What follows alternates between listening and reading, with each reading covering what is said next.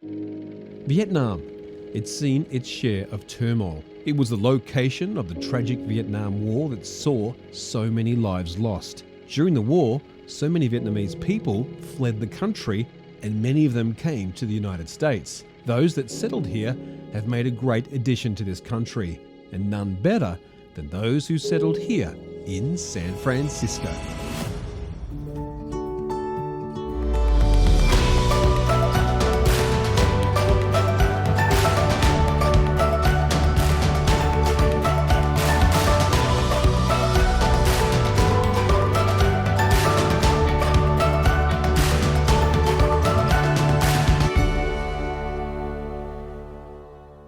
Today on the show, I meet a chef who came to America from Vietnam on a boat and started his own authentic Vietnamese restaurant right here in this beautiful city. I try his famous 7-course beef dinner. I meet more chefs and restaurant owners who migrated here and learn about pho and other hearty Vietnamese soups. I check out a local Vietnamese market and see just how fresh their ingredients are. And I try the city's largest Vietnamese sandwich that I can barely fit in my mouth. San Francisco, California is a popular tourist destination known for its iconic Golden Gate Bridge, steep rolling hills, year-round fog, cable cars and colourful Victorian houses. Fisherman's Wharf and its Chinatown district are also trendy attractions, but unlike most Chinatowns in the United States, Chinese refugees from Vietnam did not establish businesses in San Francisco's Chinatown due to the high property values and rents. Instead, many Chinese Vietnamese who gathered in large numbers went towards the Tenderloin district of San Francisco, where it is now known as the city's Little Saigon, rather than Chinatown. And today, that's exactly where we're headed. My first stop is in the heart of Little Saigon at Ăn Hong Bo 7, a traditional Vietnamese restaurant famous for creating their 7 courses of beef menu, an authentic dish of Vietnam. Joining me to take on Kent Lee's 7-course meal is local foodie Ben Mastracco. But first, I catch up with the Vietnamese boys. Hey, Gary. Nice to meet you, Kevin and Gary, Kent. Kent. Nice to meet you, Nice to Kent. meet you, sir. Hey, thank you so much for meeting me. I'm so excited to be in San Francisco, and it's all about the Vietnamese culture and food. You know, I've never been to Vietnam. It's a very beautiful place, especially in the south. Yes. Is that right? So, I heard about it, but I haven't been back ever since I left it. you serious? I left in 1978, and I haven't been back ever since. So, I mean, how old were you when you left? I was 6 years old when I left Vietnam. After 78, we left everything, and we fled by boat. Your story is really interesting because at 6 years old, you were thrust on a boat, basically. Correct. That was a very dangerous thing to do. Yes, sir. I was 6 years old. My parents decided how they're gonna bring me up. Yeah. So it's when you take a risk, fleeing from Vietnam by boat, you don't know where you end up. Well, where did you end up? I end up in the Netherlands. All the way around there? Yes, sir. We escaped by boat. Yep. We got picked up by the Dutch out of the South Sea, the oil driller. Okay. Okay, so they sponsor us to the Netherlands, and we were refugee over there for, actually, for a while. But I became Dutch. So can you speak Dutch? Natuurlijk speak Nederlands. Really? Yeah. That's amazing. So then how did you end up from there to here?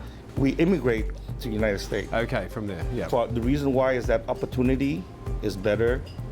The Dutch treat us fine. Yeah. I love it there. But as opportunity-wise to exceed, Yep. you have better chance in the United States.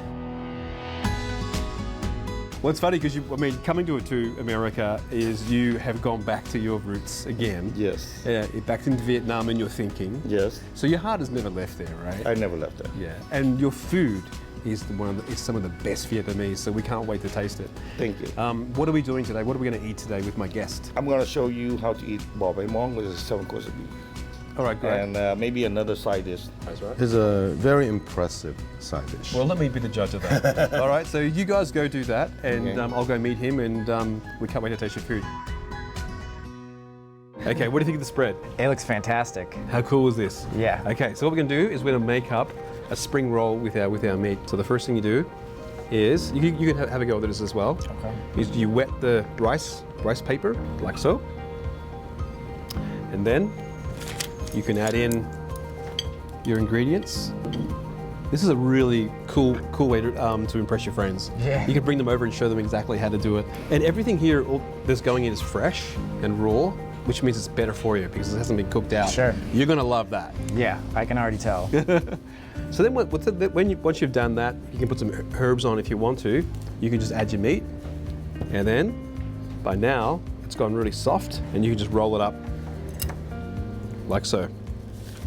Like that. Beautiful. Okay, do you want to have a crack at it? Yeah, let's do it. Let's do it. All right, so we've got two sauces here. You have your own anchovy sauce. Have you ever had that before? I have not had anchovy sauce before. That one's new. You're gonna love that, but it's an acquired taste. All right. And then you have your normal fish sauce, which is kind of in everything now. Yeah, like- definitely use fish sauce at home. Absolutely. All right, let's give it a go. I'm gonna try the fish sauce first. Okay. Start small.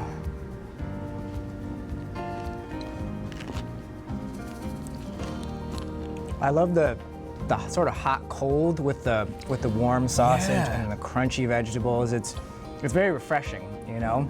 And then the anchovy or the fish sauce sort of gives you that umami, that savoriness, Yeah. along with the beef. It's fantastic. Let's give this anchovy sauce a go. Okay, good luck. I probably should have got less there, huh? All right.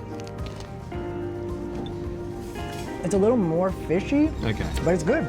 Well, you kind of get the fish with the beef, which is kind of an unusual. Yeah, that's true, huh? We've got plenty more to go, so save some room. That's not a problem for me.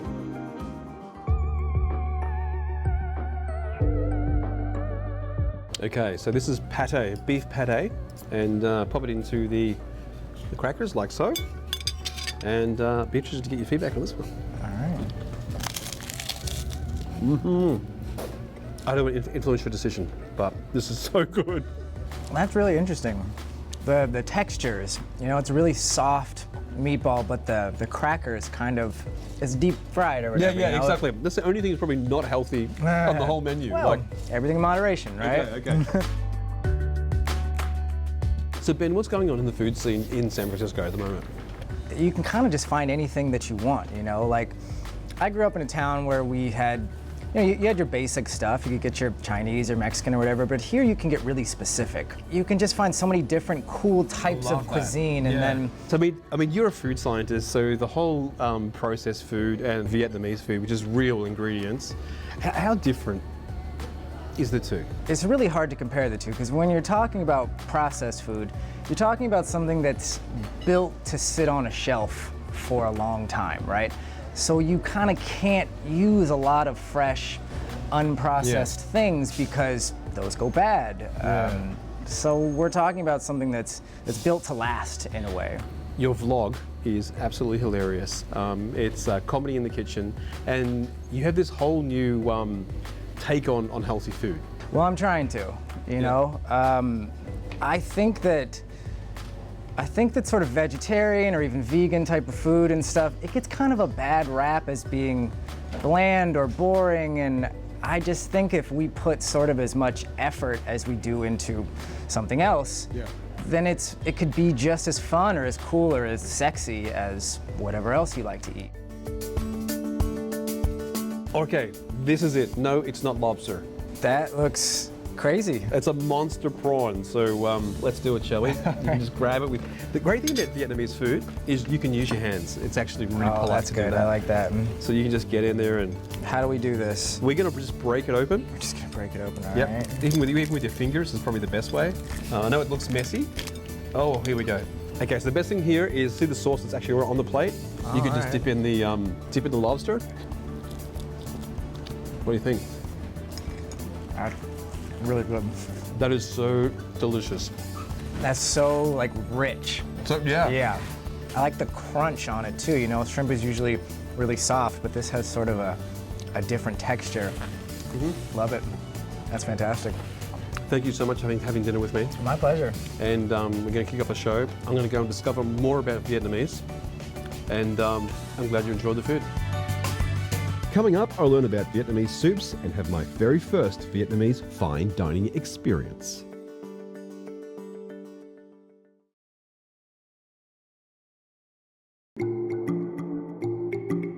There's something about Vietnamese soup that is comforting for everyone.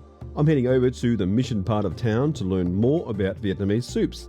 Accompanying me on this venture is local fashion blogger Kelsey Kaplan. Hey, so Kelsey, they've got an absolute feast for us. I'm so excited to try it. This area is pretty rough. Yeah, I mean, it's kind of far from where I live, so I don't venture out here. You're such a snob. Yeah, a little bit. I mean, Chai, the owner, was actually attracted to this area because the local government wanted to attract more restaurants. So they actually gave him a grant. Oh, wow. Yeah, to do this, which is great. So what kind of Vietnamese have you had before? So I have had pho before, and I think it's It sounds like you're swearing when you say that. It does. It's like you're about to say the F word. We're actually having some of that today. And this one here is from up north, which is kind of like a more of a meaty thing. And then as the further you go south, it's more of it's a lighter, kind of more seafood kind of pho. We eat like mostly rice or noodle, but less meat. But for the soup, we cook a lot of flavor from the bone, the meat, but cook for long hours. It's not like, you can cook for maybe 10 minutes. We cook the soup for 24 hours. I grew up in Vietnam, so I came here in 1994. It's a deal from American government and Vietnamese government. So they take all of the people joining the army for the South Vietnam come over to the U.S. The North, they call the communist, and the South, like American.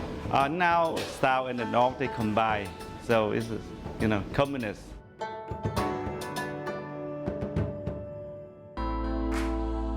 Everything in there is like kind of fresh and beautifully and healthy. It's like a salad and a roll. Should we try some? Yeah, let's do it. Let me cut you a bit off here. Thank you. There we go, you can have that one. Okay. Let's do it. That tastes so good.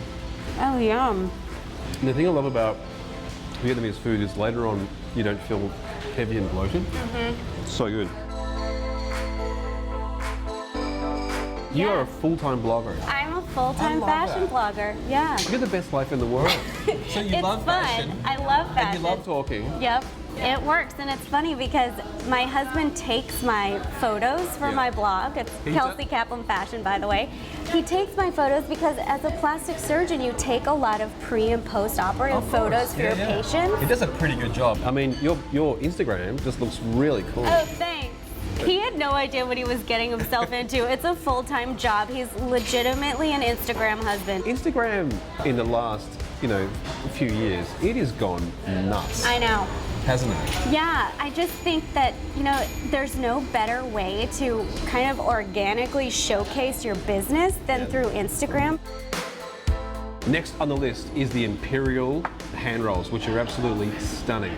So we're going to try them. So I think it's a kind of a different take on the spring roll, which is kind of like raw. These ones are actually cooked, and let's try this out, shall we? Sure. Okay, so this is probably the only deep fried thing that we're really going to have. Yeah. It's still so beautifully healthy inside. It is. And it comes with its own sauce. Oh, yum. That is really good. How good is that?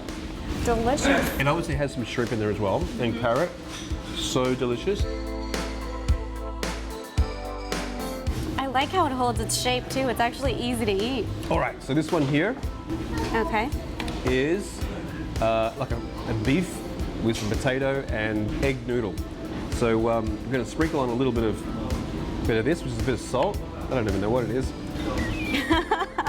Well, we're going for it. We're going to go for it anyways. Yeah. All right, let's try this, shall we? Okay. Beef looks absolutely gorgeous. I'm going to have some with some potato as well. This kind of almost looks like American because it's kind of like a beef and potato, right? Yeah, totally. But it tastes nothing like American. It has a real sweet taste in the marinade. Wow. It's so tender too. Did you like that? I loved that. I'll try some of this egg noodle as well. That's really good. Okay, you can have this pho here. Okay. And I'm going to try this one here. This one's a more spicy one, which comes from the middle of the country. And you can just see the red spice all the way in the middle. Yeah. Where yours is kind of a mixture of everything. You have everything from like meatballs in there and pork and beef. The trifecta. It is the trifecta, right? Oh my gosh, you can really see in mine, like the spicy, the red. Yeah. Just looks really cool. You go first. What do you think? Never really had meatball soup. Yeah. That was good. What do you think? I liked it. Oh yeah, that's so delicious. Oh my gosh, it's really spicy. That was really spicy. Oh, wow.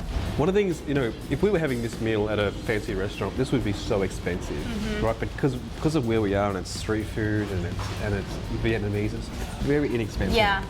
For great food. Absolutely. And in the middle of San Francisco, I mean, it's hard to find a good deal in Everything's San so Francisco. expensive here. Yeah, What's it really going on is. with rents here? It's gone crazy. I know, there's just not enough housing for the number of people that live here. So what's next for Kelsey Kaplan? Yeah, so I'm steadily growing my following on Instagram, and that's great. But eventually, I hope to have a line one day with a brand or maybe one of my own. Really? Yeah. That's the beauty of like social media these days, is you can do that. Yeah. You've been awesome. Let's continue eating, and let's catch up again next time we're in San Francisco. I'm excited. can't wait to see Thanks, the growth. Gary. When we return, I'm getting the full-blown Vietnamese fine dining experience with a chef who's been cooking in this city for over 20 years.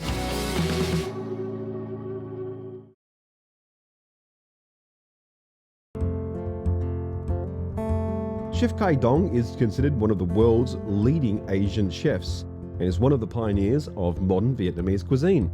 He's cooking up a multi-course meal for me and my guest, Ryan Paredes, a local innovator who works in the tech industry.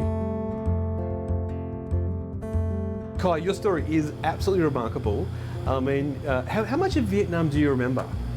I remember a lot because it's when I was young, I grew up in Nha Trang, and then I traveled to southern of Vietnam Yeah. to live with my sister who stayed in America before like 1972. Okay. She already stayed here, so she sponsored us go to Connecticut.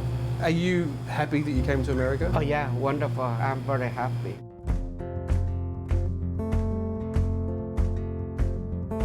When you guys started cooking Vietnamese food, I mean, how long ago was that? Oh, during that time, like 1978.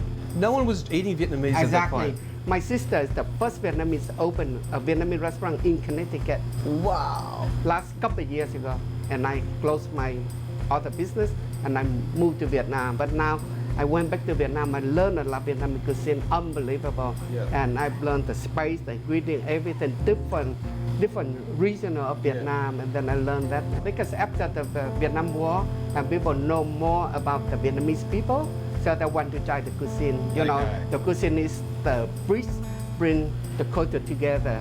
And that's what this whole show is about, United Plates of America. It's amazing what food can do Yes. to bring two cultures together, just Yes. like it did in your life.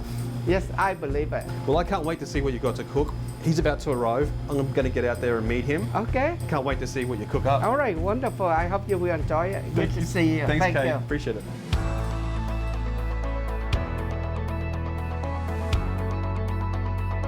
Well, I mean, we can't come to San Francisco without talking to a tech guy. Yeah.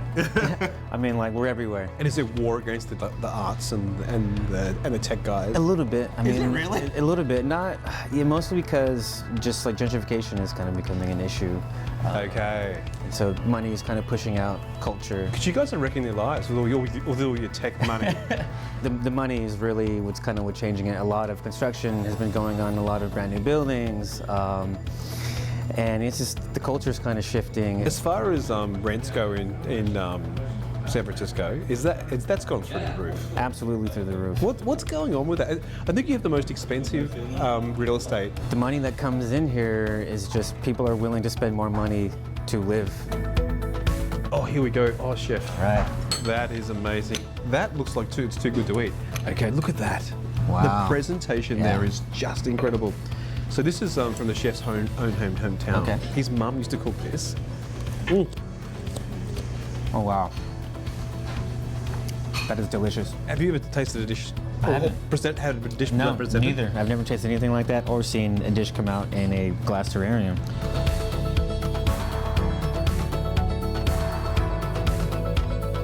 I'm a community manager by day, and I play ice hockey by night. I love how it's like a community manager. To me, just says like, you know, you're in a room with people and you're touching them and engaging with them. I'm a software guy, so community to us means just the users of our product. So, Okay. you know, I'm talking to people online and on forums and just kind of like listening to what they have to say about our services and our products.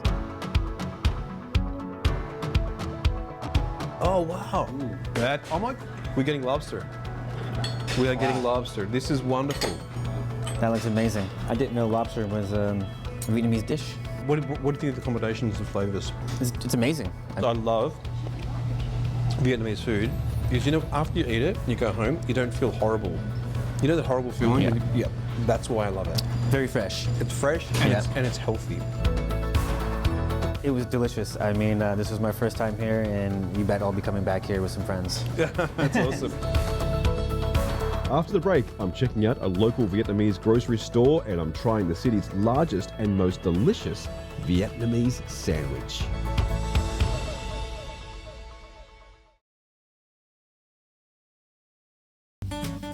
Every meal I've eaten on this trip has been extremely fresh. So I've got to check out the local market, Duc Loy, to see where the Vietnamese restaurants are getting their ingredients from. And I can't leave without trying the largest Vietnamese sandwich this city has to offer. This is going to be a treat. Hey! Hey, hello, thank you for coming over. Thank you so much. Today I'm going to show you how to make the Vietnamese, the grilled Vietnamese spring roll. How about that? The fresh spring roll. It sounds awesome. Let's do it. Okay, let's go and do it. You grew up in Vietnam, right? Right, I grew up in Vietnam, yes. What was it? What's Vietnam like? What's as a country like? It's a nice country and it's really hot. Where did the food culture come from? Is it? I mean, obviously over thousands of years you guys developed it, but where did the influence come from? Original, I think Vietnam, when I grew up, the food come from French, I would say. Everything in Vietnamese food has sprouts in it, Right, and sometimes seaweed. right, seaweed, yes. Why? I think it's Vietnam, it's really hot. So Yeah. the dish they have it, I think they always thinking of anything is cool. Yeah, it's not like here. In summer, I right, remember in eating summer sprouts, it's hot, like so nice and everything cool. is cool and cold. Actually, this is the basil we're using. This basil, you see the stem, they Oh my gosh. kind of like purple color. Yes. The next one is the mint. You use a lot of mint. Yeah, You do fresh guys. mint. Yeah. Yeah, fresh mint you can use, and you can pick the leaf nice. and you can put them in the spring roll. Yeah. And, so I mean, that You goes wrap in it inside, yeah, in the so center. inside the spring roll. We need the wet leaf. What? Oh, okay. Yeah, that's the. I think I use wet leaf because wet leaf is really soft Okay. and easy to wrap. Okay. So Thai food and Vietnamese food, what is the difference?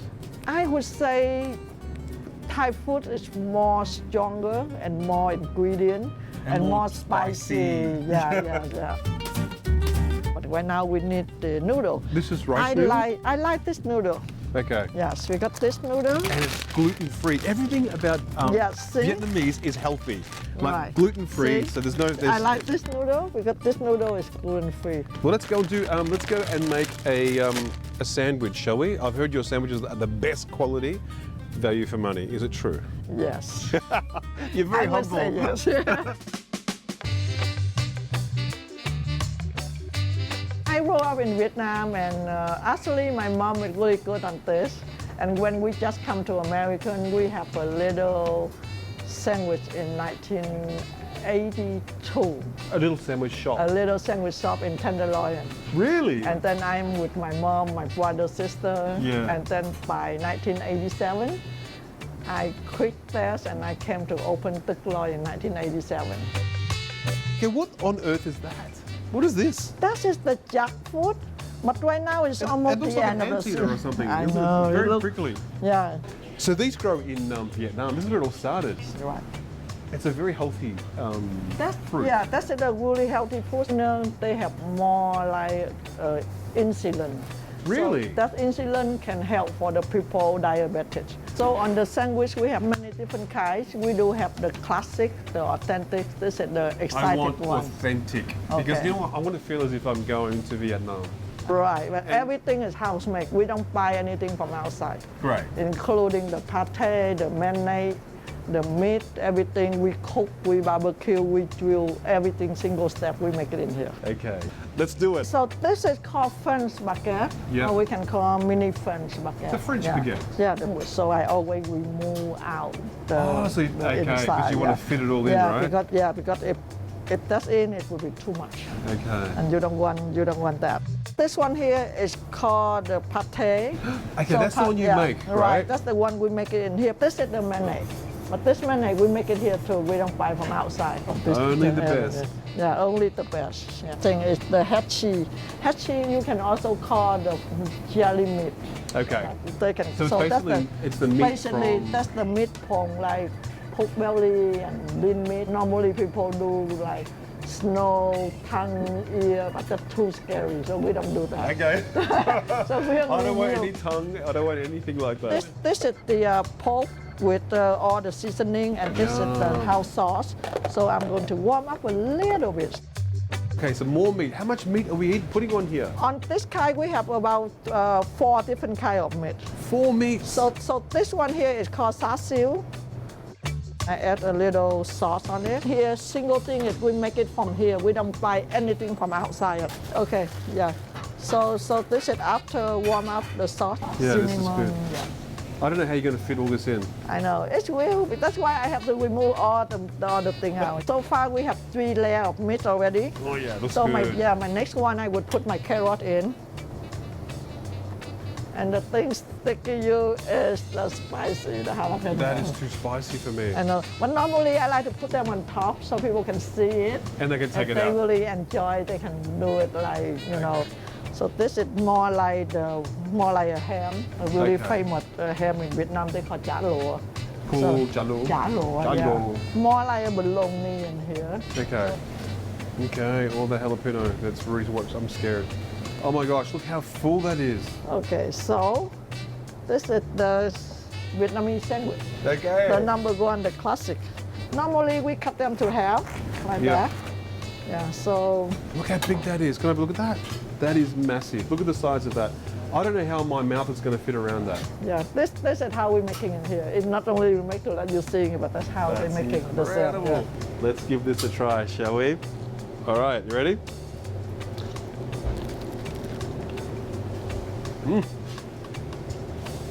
I feel like I'm in Asia. Right, the saucy, the Yeah. sour, a little spicy. Oh, it's so And the good. cilantro in there, the pickle It's the punchy. cilantro that gives it that. And especially this one is sour. It has been pickled for at least like 1 week to make it ready. That is a big sandwich for a very small price. And that is fantastic. Absolutely love it. So from an ugly piece of fruit, this is the jackfruit. And this is what it looks like when it's actually been peeled back. Let me taste it. It's the first time I've ever tasted it. It actually tastes a bit like watermelon or cantaloupe, that kind of taste. I've seen it done also as a meat substitute in tacos, and it's really good. That tastes great. And in Vietnam, when it's really hot, on a hot summer day, that is perfect. Yum.